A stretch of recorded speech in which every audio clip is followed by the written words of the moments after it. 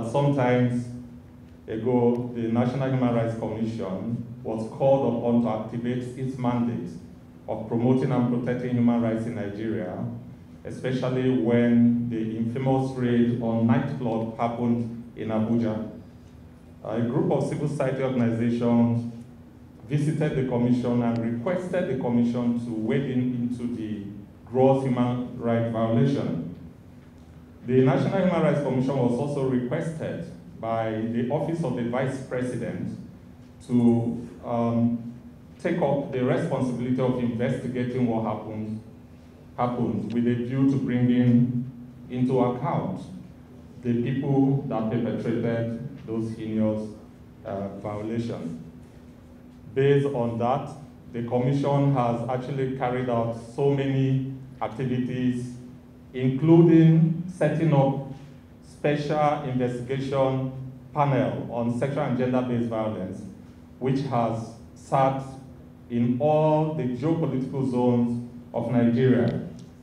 We had 2 sittings in Abuja, and then we still have some pockets of sittings that have been adjourned on very important cases.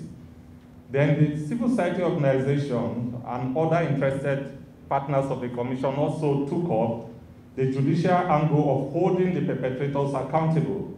And so what we are witnessing here today is a press briefing of the outcome of all the levels of accountability mechanisms activated by the National Human Rights Commission and its partners to bring perpetrators of human rights violation to book in Nigeria.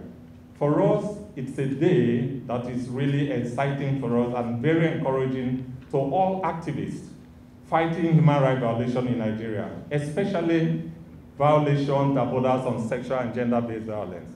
So it is a story worth telling, and we are calling on all to speak out, because that is the only way we can address the issues of sexual and gender-based violence. We are calling on our media friends and partners to help us sustain this advocacy such that they will see the futility of appealing this judgment, and they will see this judgment as a victory for human rights and victory for everybody, not just the women that are affected, but for all residents of Abuja and also for all Nigerians, simply because we believe that what is right and what is just should be the ideal and should be the in practice. And we dare say that an injury to one is an injury to all. And now that there's justice to the 6 women, we should also take it as justice to our women. And now the media have now been fully armed with this judgment to also do advocacy for our women, that there is a judgment in the FCT that protects women from all the form of abuses by either government institution or extra-government institution, and we should all support this. And as CSO, we are also further being harmed with this judgment. And we're glad, and we want to state that this is victory for women. This is victory for all civil society organizations that stand for women and children. And we join, and we're glad, we're as delighted as the National Human Rights Commission. We know that the fight to eliminate all forms of discrimination against women and children is a long walk, but I think we're making progress. And we believe that if we sustain this momentum, we will achieve more.